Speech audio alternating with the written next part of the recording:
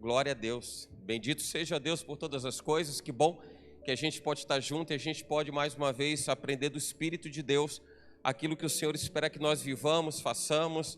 Nós vamos corresponder sim à expectativa de Deus. Bom é a gente corresponder à expectativa de Deus. Talvez a gente não atenda a expectativa do homem, mas não se preocupe se você não atender a expectativa do homem. Quem te chamou não foi o homem, né? Afinal de contas, quem te chamou não foi o homem. Deus te chamou para você cumprir um propósito, realizar um projeto nascido no coração dele. Amém? Louvado seja Deus. Compartilhe com os irmãos o texto de Filipenses, capítulo 3. Se você puder abrir a sua Bíblia em Filipenses, capítulo 3. Nós vamos fazer a leitura a partir do verso de número 12. Então, Filipenses, carta de Paulo à igreja de Filipos, no capítulo 3. Eu falei 3? Falei 3, né? Então tá. Versículo 12. Agora confundindo se eu falei 3 ou 13. Eu falei 3, né? Então é isso aí. Filipenses capítulo 3, a partir do versículo 12. Diz assim a palavra do nosso Deus: não que já a tenha alcançado, ou que seja perfeito, mas prossigo para alcançar aquilo para o que fui também preso por Cristo Jesus. Irmãos, quanto a mim não julgo que o haja alcançado, mas uma coisa faço, e é que esquecendo-me das coisas que atrás ficam e avançando para as que estão diante de mim, prossigo para o alvo, pelo prêmio da soberana vocação de Deus em Cristo Jesus. Pelo que todos quantos já somos perfeitos, sintamos isto mesmo. E se sentis alguma outra coisa, de outra maneira, também Deus vos revelará. Mas naquilo a que já chegamos, andemos segundo a mesma regra e sintamos o mesmo. Amém? Amém? Não sei se o Espírito de Deus já falou ao seu coração, somente através da leitura do texto, mas se já falou alguma coisa com você, pode dar um glória a Deus, um aleluia, pode se alegrar no Senhor, pode se regozijar no Senhor, porque o Senhor fala conosco através da sua palavra, e em meio aos nossos muitos momentos de vida, nós entendemos o quanto Deus fala conosco, não é? É pela virtuosidade das Escrituras. Então a palavra de Deus, que é viva e eficaz, de acordo com o que está escrito em Hebreus 4:12, ela promove essa percepção natural, clara e direta daquilo que Deus fala através das Escrituras, através da palavra dele. Então, o que a gente está entendendo e está acontecendo nesse momento que Paulo está falando à igreja dos filipenses, o que Paulo está tratando com a igreja de Filipos é a respeito de uma coisa que é importante na vida de qualquer pessoa que um dia conheceu Jesus.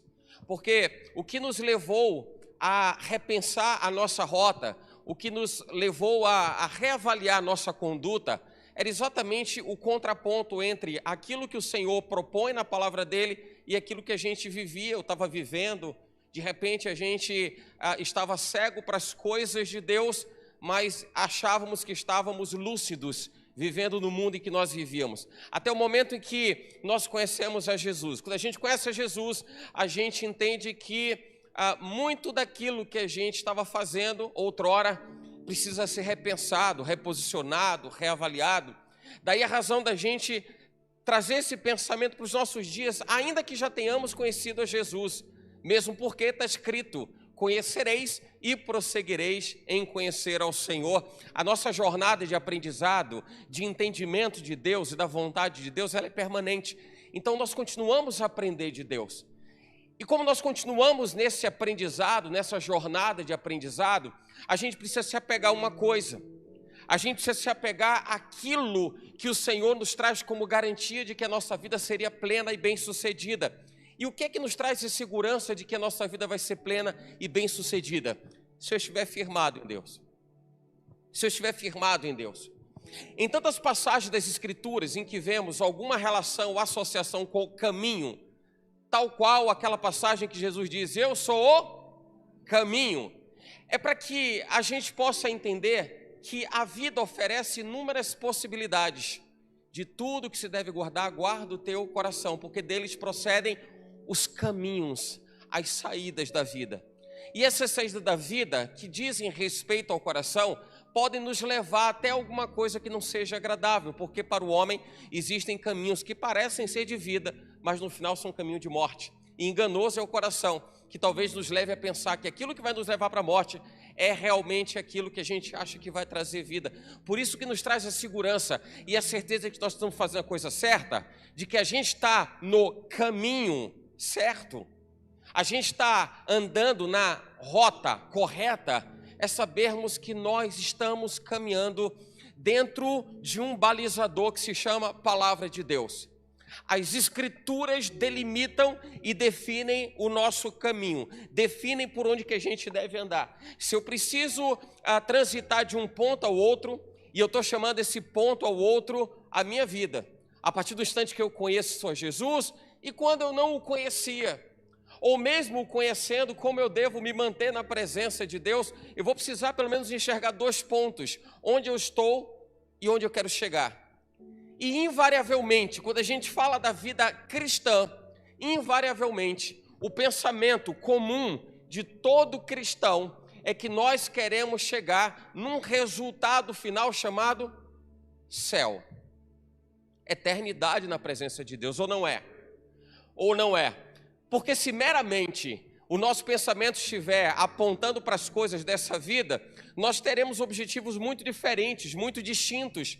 Porque para algumas pessoas, talvez a sua grande realização seja algo do ponto de vista material, ou ainda que seja espiritual, talvez seja uma dimensão, talvez seja uma intensidade de envolvimento com Deus, que de repente para uma outra pessoa não vai ser a mesma. Não vai ser a mesma. As expectativas são diferentes.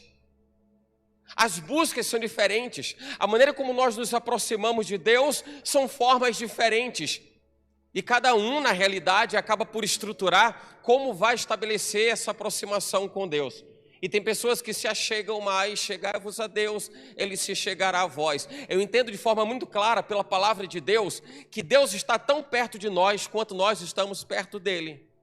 E se de repente você imagina que Deus está distante de você, não é que Ele está distante de você, mas você estabeleceu a distância que separa o seu coração da presença dEle. Por isso, é você quem vai dizer se Deus está perto de você ou não. É você quem vai definir se Deus está perto de você ou não.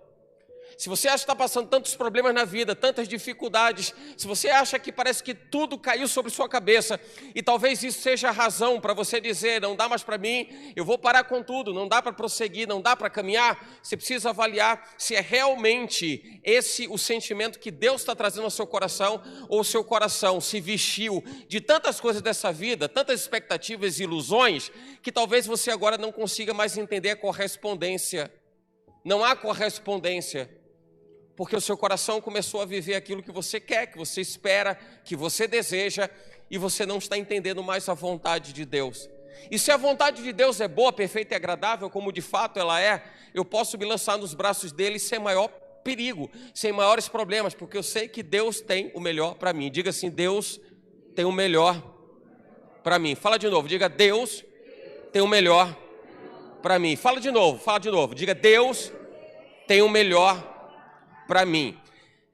Vamos partir desse princípio, desse pressuposto de que Deus tem o melhor para mim. Se Deus tem o melhor para mim, eu posso olhar agora para a minha vida sem medo, sem receios e dizer, eu vou viver a vontade de Deus, porque Deus tem o melhor para mim. E como Deus tem o melhor para mim, eu sei que eu não vou cair em cilada, eu sei que não tem armadilhas do caminho, eu sei que eu não vou ter dificuldades, até que a gente vai ter, mas nós não teremos ciladas, não teremos armadilhas pelo meio do caminho, porque em todo o tempo, se Deus preparou todas as coisas, nós estamos guardados. Seguro, estou nos braços, a canção não diz isso? Daquele que nunca me deixou.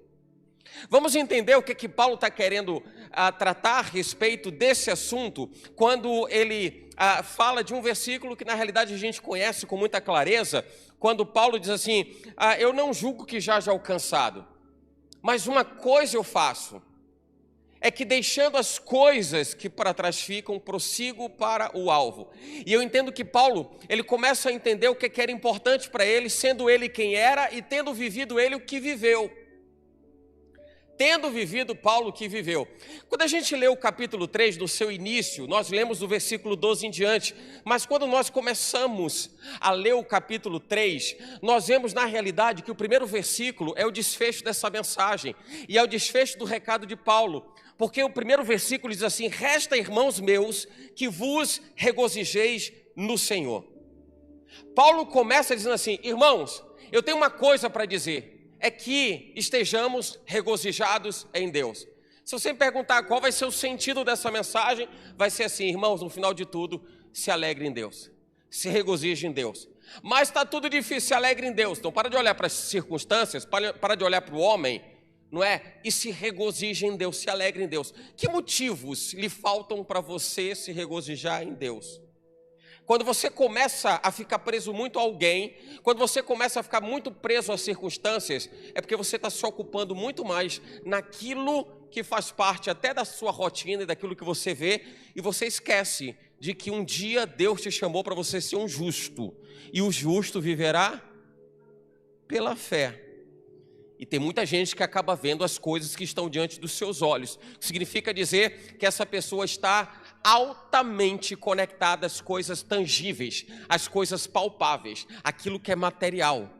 Então deixa de olhar um pouco para as coisas materiais e comece a entender que realmente Deus te chamou. Comece a olhar realmente que a vontade de Deus é boa, perfeita e agradável. Comece a olhar realmente que Deus está no controle de tudo e que a gente não faça disso apenas frase de efeito, que um dia vai alegrar nossa alma, nosso coração, mas a gente parece que ainda não tem a convicção disso. Parece que a gente ainda não absorveu essa verdade de que Deus realmente está no controle de tudo. E eu repito que se Deus preparou tudo, é impossível que nós estejamos a sucumbir no caminho. É impossível, a menos que, pela vontade do homem, ele assuma a condição de sucumbir no meio do caminho. Foi o que aconteceu com Moisés, por exemplo. Se era plano de Deus, propósito de Deus, que Moisés assumisse Israel e atravessasse o deserto, é porque Deus havia preparado todas as coisas para que Moisés pudesse chegar bem sucedido. Se no meio do caminho aconteceu um percalço, que Moisés não chegou onde deveria ter chegado, e quando a gente fala disso, a gente fala certamente dele não ter entrado na terra prometida, foi um problema de Deus? Não foi um problema de Deus. Não foi um problema de Deus. Seguramente uma questão de natureza bem própria, bem particular de Moisés, a ponto dele ter agido como ele agiu, a ponto dele ter escolhido fazer as coisas que ele fez, e de repente ter se distanciado, ter se afastado, ou ter agido por conta própria. A mesma coisa vai acontecer com outros tantos nomes na Bíblia. Se a gente for lembrar aqui de Salomão, se a gente for lembrar de Davi, se a gente for lembrar do profeta Elias, nós vamos entender que estamos falando de homens de Deus, com propósitos de Deus, mas que em dado momento da vida deles, por alguma razão que mexeu com a estrutura espiritual deles, eles vacilaram. E cada um teve a sua recompensa. Fato é que, independente de qualquer circunstância da vida que a gente tenha, não pare de prosseguir para o alvo. Não pare de prosseguir para o alvo. Quem está falando isso é alguém que com conhecimento de causa, por isso que o apóstolo Paulo começa falando disso. Irmãos, eu tenho um recado para dar, que no final de tudo, se alegre em Deus. Se alegre em Deus. E ele continua a discorrer a respeito, porque ele diz assim: eu sei bem o que eu estou falando. Por que Paulo está dizendo que ele sabia bem o que ele estava falando? Porque Paulo havia nascido numa cidade chamada Tarso, que era a capital de uma província romana chamada Cilícia, por isso Paulo de Tarso. Ou seja, ele tinha uma conexão, um vínculo com Roma, mas ele era filho de pais judeus, da tribo de Benjamim, mas ele foi oriundo daquele período da diáspora. A diáspora foi o tempo em que Israel era expulso das suas terras. E a gente, lendo as escrituras, a gente vai ver os momentos de diáspora. Por exemplo, aconteceu no exílio babilônico. O povo de Israel foi expulso de sua terra. Então a diáspora diz respeito exatamente a momentos em que Israel precisou deixar a sua terra. E Paulo estava num desses momentos, em se tratando do Império Romano, que se sobrepôs a Israel. Ou seja, a gente está falando de alguém que foi doutrinado, alguém que foi instruído aos pés, a Bíblia diz isso, aos pés de Gamaliel. Gamaliel era um fariseu, o próprio Paulo diz isso dele, eu era um fariseu, e ele fala disso com orgulho. Aquele momento, aquela época, ele era um fariseu. E o que acontecia com o fariseu? O que um fariseu fazia? O que representava um fariseu? O fariseu era um religioso, alguém que levava ao pé da letra a lei, que levava ao pé da letra as escrituras, mas não entendia a essência da letra. É Paulo quem está dizendo isso, e por isso ele diz, se apegue ao Senhor, se regozije no Senhor, porque eu falo isso com conhecimento de causa. Estudou na mais importante escola rabínica do seu tempo, aprendeu como poucos aprenderam, instruído na palavra como foi, mas lhe faltava o mais importante. Quando ele diz assim, se apegue ao Senhor, tudo que você tem pode ser bom na sua vida, só que o melhor da sua vida é você se apegar ao Senhor. Tudo que você tem é bom, irmão, tudo, seu trabalho é bênção, glória a Deus pelo seu trabalho, glória a Deus pelas suas atividades, pelas suas responsabilidades, pelos seus afazeres, tudo isso é bom demais, só que melhor que tudo isso é você se apegar em Deus. Então se apegue em Deus.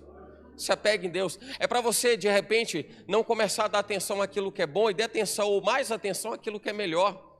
O que é bom na sua vida é bom, e que bom que é bom.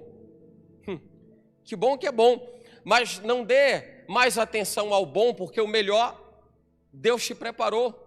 Deus preparou o melhor, Ele mesmo para você. Ele mesmo, para estar do seu lado, para ser sua companhia. E é exatamente com base nisso que Paulo está dizendo.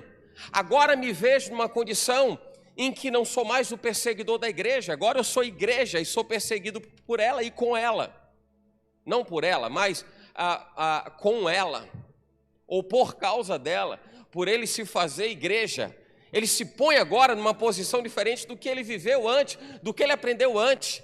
Mas ele diz assim, mesmo com todas essas coisas, aprendi que nós somos a circuncisão. O que Paulo está falando? Ele está dizendo, aprendi muito a respeito da letra, aprendi muito a respeito da lei, aprendi muito a respeito da circuncisão, que só tinha parte com Deus aquele que era circuncidado, porque essa era uma lei que Deus tinha dado para Moisés. Mas agora ele está dizendo assim, a circuncisão somos nós. Nós temos parte com Deus. Nós temos parte com Deus.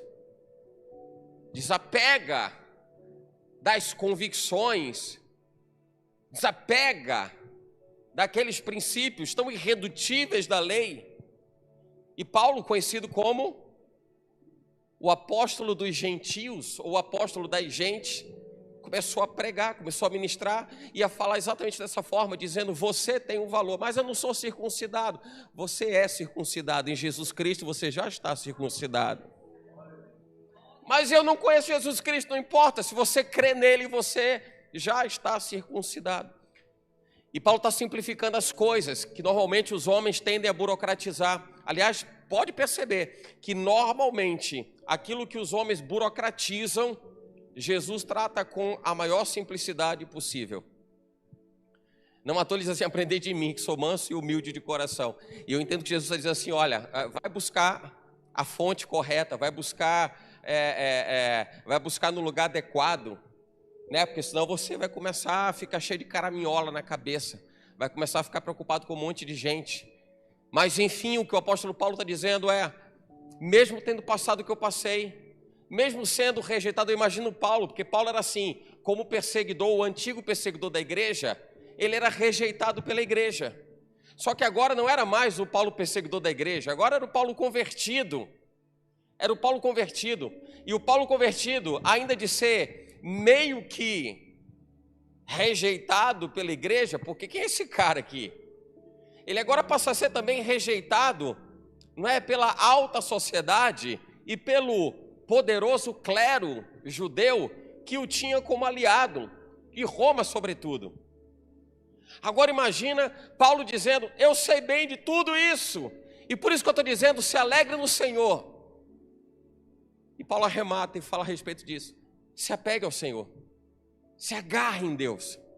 Se agarre em Deus. Aí quando ele fala de tudo isso, que parece um banho de moral, né? E às vezes a gente ouve certas coisas e diz assim, poxa, é comigo, Deus está tratando a minha alma. Aí Paulo está dizendo assim, olha irmãos, eu estou dizendo isso para vocês, mas não julgo que já alcançado.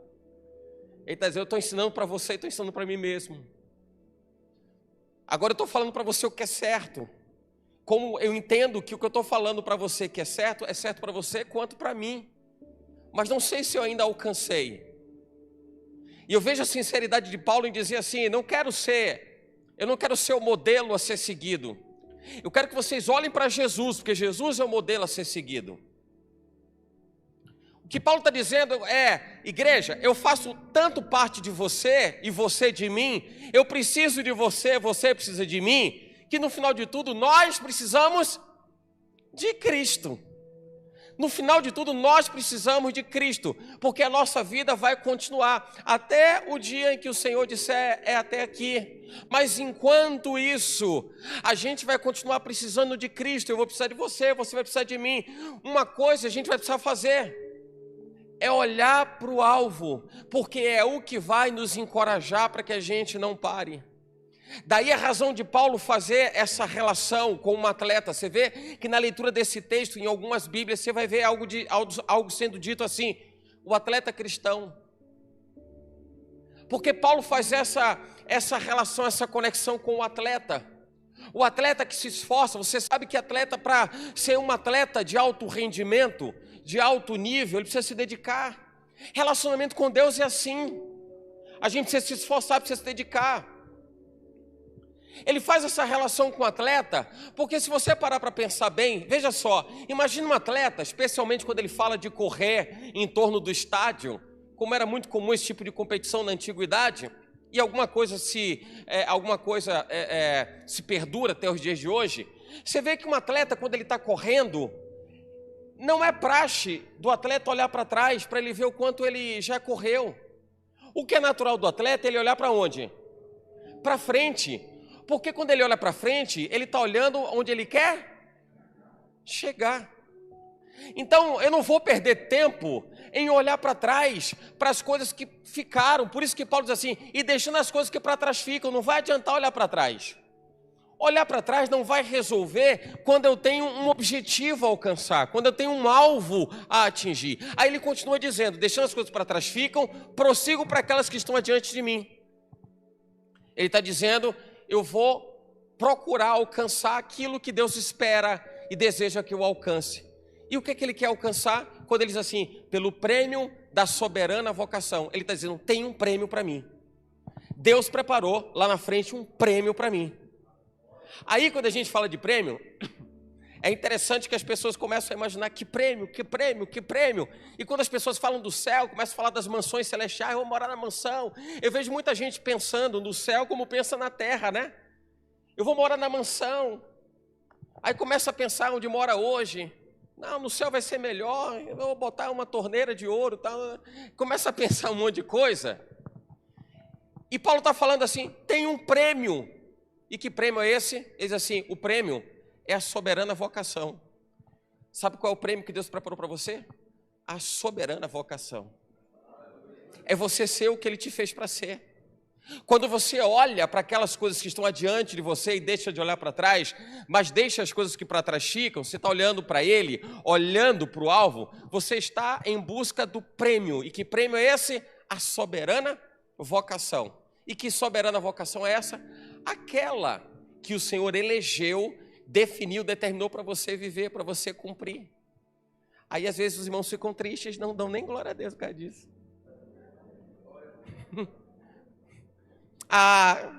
Contou esse segredo, eu achava que o prêmio era outro. Não, o prêmio é a soberana vocação. O prêmio é a soberana vocação. Tudo que você faz aqui na terra, isso é bom. Não tem problema nenhum. Tudo que você vive aqui na terra é bom, irmão. Irmã, tudo que você junta na terra é bom. Bens materiais, conquistas pessoais, intelectual, isso tudo é bom. Mas eu estou dizendo que o prêmio da soberana vocação é melhor. Só isso. É só isso. Então, assim, não pare não deixe de caminhar para o alvo, prossiga para ele, prossiga para o alvo, porque o que Deus espera que você viva é que você alcance o prêmio da soberana vocação. É isso que no final das contas, na eternidade, vai fazer diferença, porque absolutamente nada daquilo que se ajunta na terra vai levar para o céu. Por acaso você vê alguém, quando se vai, leva alguma coisa junto? Não leva. Não leva absolutamente nada. Nada, mas nada, rigorosamente nada. E eu não estou fazendo apologia a alguém, de repente, abrir mão de tudo que pode viver na terra. Não estou dizendo isso. Porque há quem pegue essa minha fala e diga assim, então significa dizer que eu vou viver uma vida de qualquer jeito, bem miserável, não vou levar nada mesmo, então se alguém que vive aqui, fica aqui mesmo. Não estou dizendo isso. Não estou dizendo que as coisas do dia a dia, que as nossas buscas, as nossas expectativas, elas não são boas, porque elas são boas. Mas estou falando de algo que é melhor. Só para fazer didaticamente essa diferença do que você vai priorizar, o que é bom ou o que é melhor. Isso acho que fica bem claro. O que é bom ou o que é melhor. Quando alguém diz para você, olha, eu tenho duas coisas para te oferecer. Uma é boa. Aliás, isso é muito comum quando as pessoas dizem assim, tem duas notícias. Não tem gente que fala assim? Uma boa e uma ruim. Tem pessoas que falam assim? Mas tem gente que diz assim, tem duas notícias, uma boa e uma melhor. Não tem? Aí, claro, você vai ouvir sempre tudo que as pessoas estão te dizendo. Mas tenha certeza que quando você diz assim, diga boa, aí a pessoa conta alguma coisa, você diz, poxa, que coisa legal. Mas o seu coração começa a pulsar pela melhor. Porque a gente quer sempre e Deus tem o melhor para mim. Deus tem o melhor para você. Deus tem o melhor para você. Deus tem o melhor para você. Deus tem o melhor para você. E aí eu pergunto, o quanto vale o seu esforço para você ir atrás do melhor? O quanto vale a sua dedicação para você ir atrás do melhor? Tem uma fala de Martin Luther King que ele diz assim, se você não puder voar, corra. Se você não puder correr, ande. Se você não puder andar, rasteje. Mas de alguma forma, faça alguma coisa. E eu trago essa fala de Martin Luther King exatamente para referendar o que Deus espera de um homem de Deus, uma mulher de Deus. Faça todo o esforço necessário. Voe se você puder voar atrás em busca do prêmio da soberana vocação. Se você acha que as coisas são difíceis, porque a gente elege as dificuldades para criar as histórias que nos convencem das nossas fraquezas. Já parou para pensar nisso? Nós elegemos as dificuldades e criamos as histórias que vão embasar, endossar a nossa paralisia, né? A gente deixa de ir adiante para dizer assim, não, o problema foi tal coisa, o problema foi ele, o problema foi ela.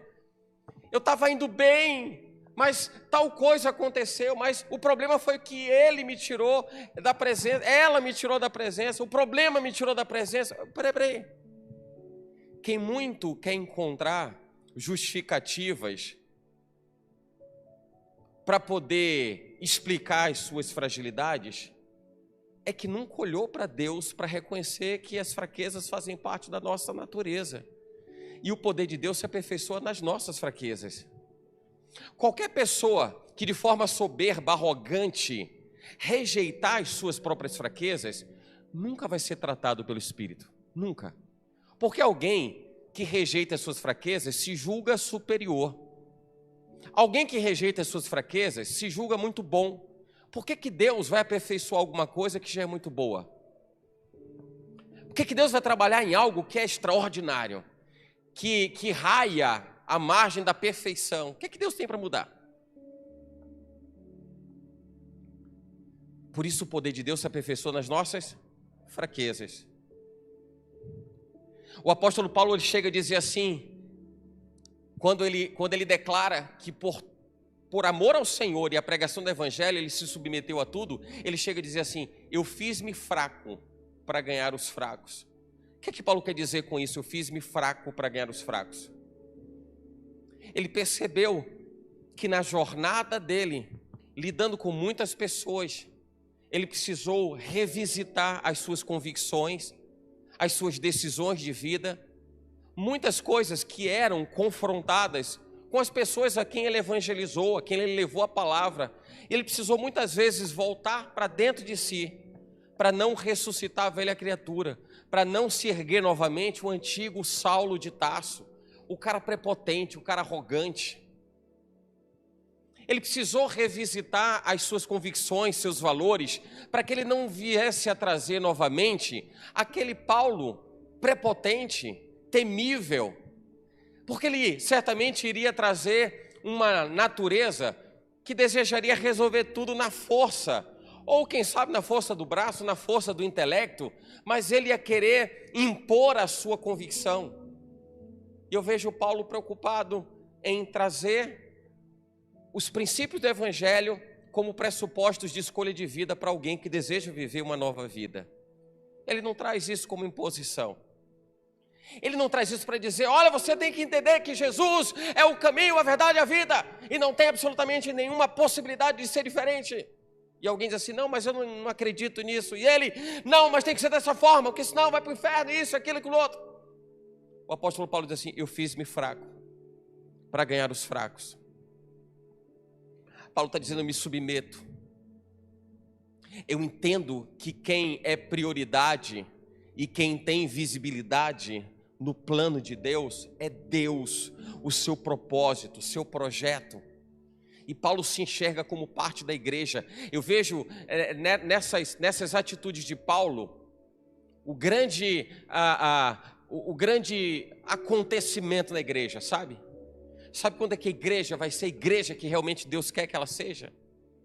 Quando nós entendermos que nós somos parte uns dos outros. Eu entendo que essa é a chave que vai mudar a história da igreja por todas as gerações. É quando entendermos que nós somos parte uns dos outros. Uns dos outros. E na realidade nós acabamos levando uma vida de várias ilhas que se ajuntam. Formamos um arquipélago. É o coletivo de ilha e arquipélago, né? Formamos um arquipélago. E a gente talvez ainda não tenha percebido que nós não somos um arquipélago, nós somos o corpo. E arquipélago é um conjunto de ilhas. Deus não nos chamou para sermos ilhas e vivermos isoladamente. Não é esse o propósito de Deus. Então, quando o apóstolo Paulo está dizendo, eu não julgo que já haja alcançado, eu não sei se ainda eu já atingi aquilo que eu devo atingir, mas ele diz assim, mas prossigo para alcançar aquilo para o que fui também preso por Cristo Jesus, e não julgo que já haja alcançado, mas prossigo para o alvo. Paulo está dizendo, existe algo que está adiante de mim, que é muito melhor e muito maior do que aquilo que eu deixei para trás. Traga essa frase no seu coração. Existe algo que está depois de você ou adiante de você, que é muito maior do que aquilo que você já deixou para trás. O que você deixou para trás já ficou para trás. E o que está diante de você, o que está à frente de você, é algo muito maior. Porque naquilo que está diante de você é que Deus vai aprimorar, é aquilo que Deus vai aperfeiçoar, é aquilo que Deus vai te fazer aprender com muito que Ele tem a ensinar. Então, perceba que no contexto de que você, crente em Jesus Cristo, comparado àquilo que Paulo está trazendo nesse texto, ele te assemelha a um atleta. Saiba que tem coisas, tem conquistas, realizações e vitórias daqui para frente maiores do que aquelas que você já viveu. Então não se contente com o que você já viveu. Valorize e dê importância para aquilo que você já viveu, mas não se contente com aquilo. Tudo que você já viveu ficou para trás e foi tudo muito bom, foi muito bom. Mas não fica por aqui, não acaba aqui. É bom quando a gente tem recordações, né? Traga à memória aquilo que te traz esperança. Isso é muito bom quando a gente lembra de coisas boas. Lembra de coisas boas. Conversava em casa aí por esses dias a respeito de algumas lembranças de infância. Isso tudo é bom. Mas eu não posso me prender às coisas que ficaram lá atrás, porque o que ficou lá atrás não volta. Existe algo que parte daqui do agora e que está adiante de mim. Que está adiante de mim. Quando Paulo diz assim, não penso que eu já haja alcançado, Paulo está dizendo, já vivi um monte de coisa, já experimentei um monte de coisa, mas ainda não alcancei, o que significa dizer que Paulo está declarando, tem mais coisas para viver, tem mais coisas para experimentar, tem mais conquistas para serem alcançadas, tem mais alvos a serem atingidos, porque no final de tudo eu estou olhando para o meu objetivo final. E o nosso objetivo final fala e diz respeito à nossa vida com Deus. No final das contas é isso que vai ficar. E quando não tiver mais chance da gente mudar absolutamente nada, porque o que foi feito se fez, a gente vai cair na real, né? E a ficha, de fato, vai cair para a gente pensar, poxa, eu não fiz. Ou talvez a gente pense assim, poxa, glória a Deus, que bom, hein? Consegui fazer. Consegui fazer. Servo bom e fiel. Entra no gozo do teu Senhor. Imagina o sentimento de dizer assim, poxa, valeu a pena. Era isso. Não errei o alvo. Eu estava olhando para o meu alvo, estava diante de mim. Eu foquei no prêmio da soberana vocação. Eu considerei que a soberana vocação era mais importante do que qualquer outra coisa dessa vida. Ou será que esse discurso é um discurso apenas momentâneo? É somente quando a gente está no culto, quando a gente se sente tocado por algum motivo, por alguma razão? Porque em todas as coisas a gente vai ser provado, né? A gente vai ser testado. Falava de Martin Luther King, tem uma outra frase dele que ele diz assim, a verdadeira medida de um homem não é aquilo que você vê dele quando está tudo dando certo, quando ele está no conforto, quando as coisas estão funcionando. É quando ele passa por momentos de instabilidade. E de fato é isso. A verdadeira medida, você quer ver quem é quem? Quem é quem? Não é quando tudo dá certo. E eu até concordo com essa frase de Luther King. Não é quando está dando tudo certo. Porque quando está dando tudo certo, está dando tudo certo. Mas é nos momentos da instabilidade, é nos momentos do desequilíbrio, nos momentos das incertezas. O que vai ser? O que vai ser?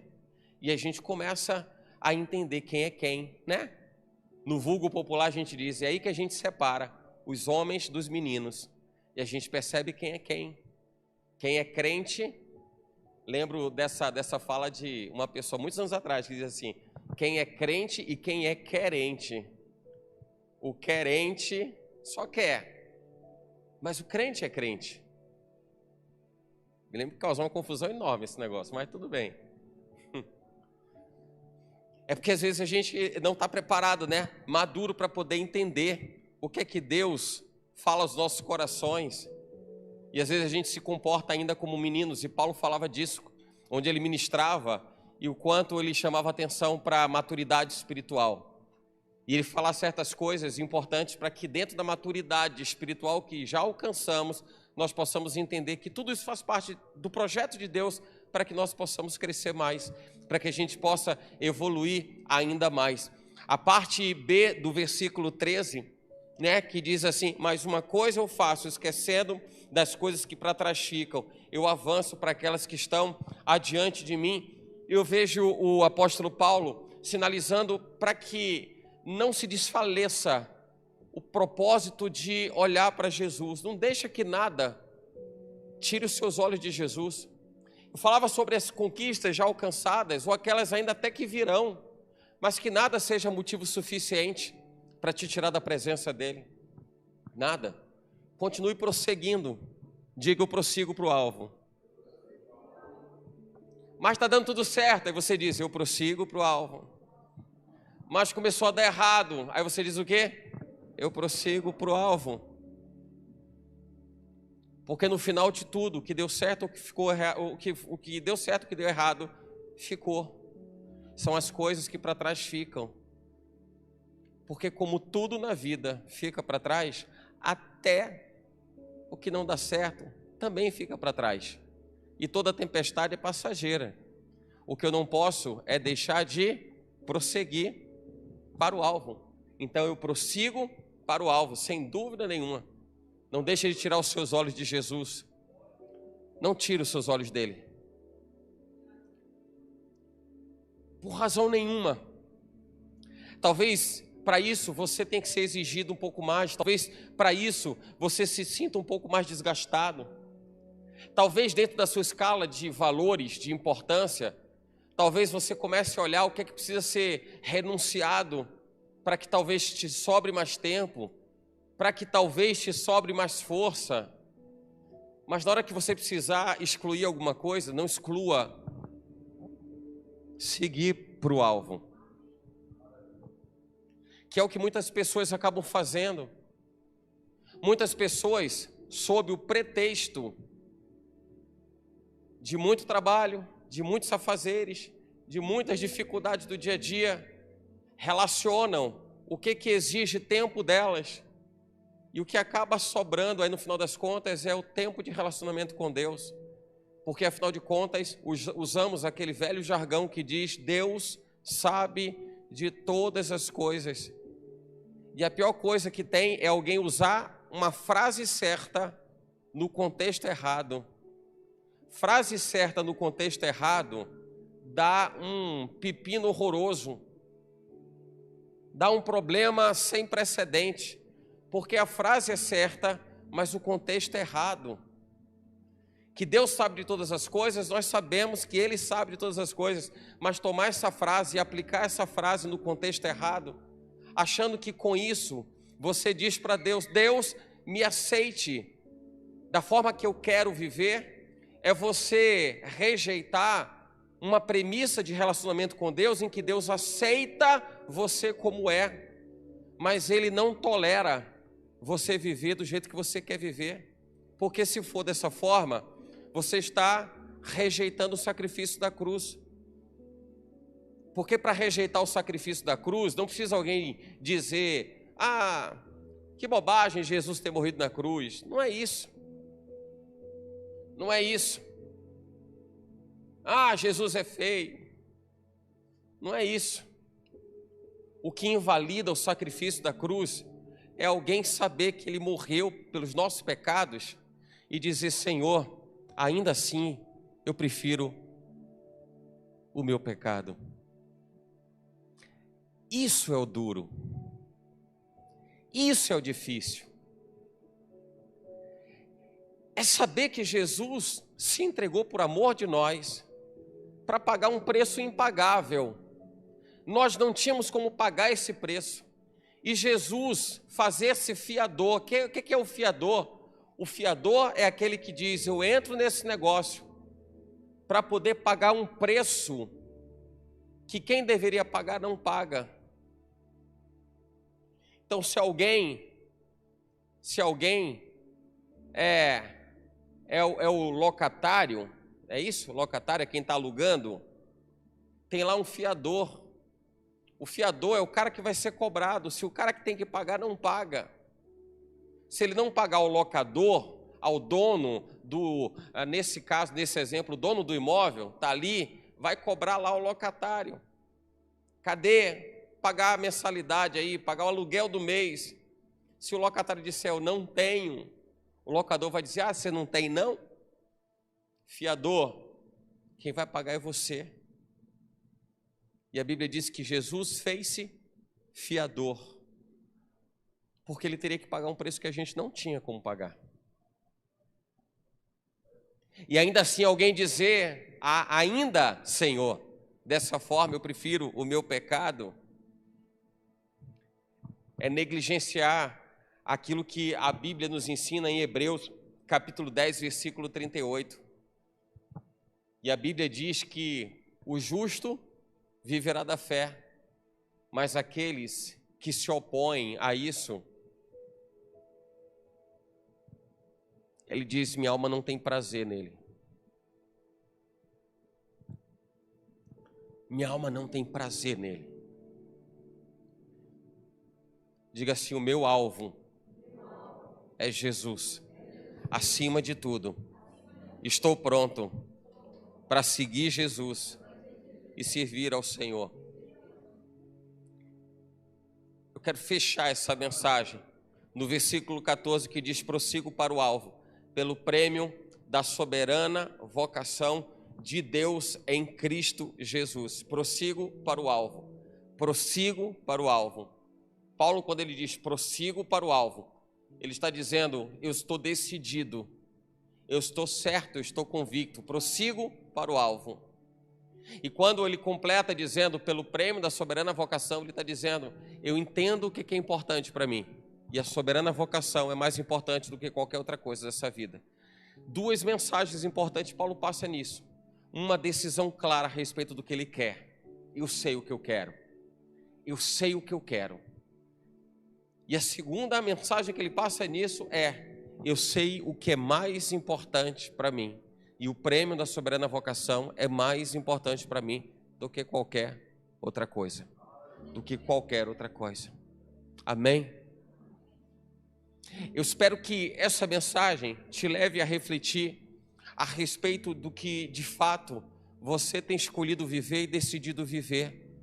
Porque o nosso tempo de vida é um tempo de vida cercado de muitos desafios, de muitas adversidades, muitas vezes sob muito problema e muitas aflições. Muitas aflições. Mas em todas as coisas, em todas elas, quando o apóstolo Paulo fecha no versículo 16 dizendo, mas naquilo a que já chegamos, andemos segundo a mesma regra, Paulo chama atenção para aquilo que você já avançou. Se você já alcançou até aqui, o que você já fez até aqui, é tudo que você precisa para continuar a caminhada. Tudo que você fez até aqui. Para algumas pessoas, até onde eu cheguei, é uma forma de dizer, já deu e já basta. Afinal de contas, cheguei até aqui. Mas não é o que Deus espera de nós. O que Deus espera de nós é que tudo aquilo que a gente já alcançou, tudo aquilo que a gente já andou, seja o trampolim, seja o degrau para os próximos passos. Deus não te dá degraus de realizações e de experiências em Deus para que você pare. Deus te dá degraus para você continuar a subir. Degraus de Deus na vida do crente é para que ele continue a subir, não é para ele parar. Não é para ele parar. Então tudo que você já viveu, já experimentou até então, não é para você parar, porque o prêmio é a soberana vocação. E viver essa conquista é na eternidade. Então, enquanto nessa terra estivermos, enquanto fizermos parte dessa geração, a nossa escada, ela não está interrompida. Deus continua dando degraus, degraus, degraus. Para algumas pessoas, a escada fica interrompida porque a pessoa parou no degrau. E eu vejo bem dessa forma. Imagina que quando você dá o passo, Deus dá o degrau.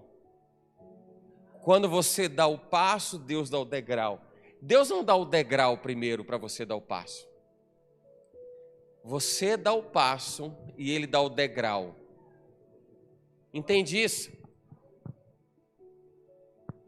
Pegou essa chave? Então você vai precisar sempre dar o passo. E esse passo vai ser, Senhor, eu prossigo para o alvo. Eu prossigo. Deixa eu tentar trazer essa frase, essa fala ao movimento. Senhor, olha o degrau ele fazendo. E aí você sobe. Porque quando alguém diz assim, já vivi o que eu tinha para viver, já dei o que eu tinha que dar, não tem mais nada, a escada para de crescer. A escada para de crescer. Me lembrei daquela passagem de Jacó, a escada que ligava a terra ao céu, os anjos subindo e descendo. Eu traria essa imagem para dizer assim, Senhor, essa é a nossa subida para o céu, é a escada que nos leva para o céu. O último degrau é o degrau do tempo da nossa vida na terra que cessa. Nosso último passo é para entrar na eternidade. Porque senão a escada fica interrompida. E Deus não quer que a sua história, a sua escada fique paralisada por qualquer que tenha sido a razão. Amém?